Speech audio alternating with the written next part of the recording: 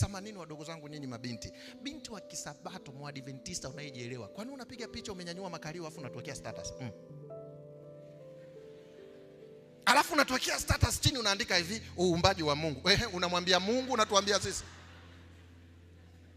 Alafu wewe na akili zako timamu unataka mimi nikuchague wewe kuwa nani?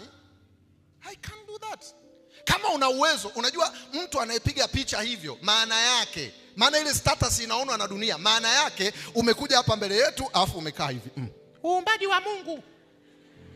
Ndio maana yake. Alafu wewe unaona sifa. Ukiweka hiyo picha utakutana na wanaume wapumbavu. Wanaume wapumbavu wasiojielewa. Mtoto umenyooka. Hakuna kama wewe. Na wewe asante. Na uzuri unachangia. Kwa nini mnajidharau kiasi hicho? Yaani mimi siku hizi kuna wakati unaangalia status za watu mpaka unaogopa. Unakuta mtu na akili timamu kaweka wimbo labda wa Diamond ya Harmonize au whatever. Wimbo unapigwa afu yuko kwenye simu yake anajifanyia. Alafu akitoka hapo hiyo picha anatuwekea wapi? Status. Alafu na akili zako timamu eti mimi nikuoe wewe.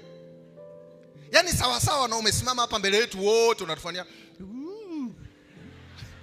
Hivi wewe na akili zako huyu anafaa kuwa mke?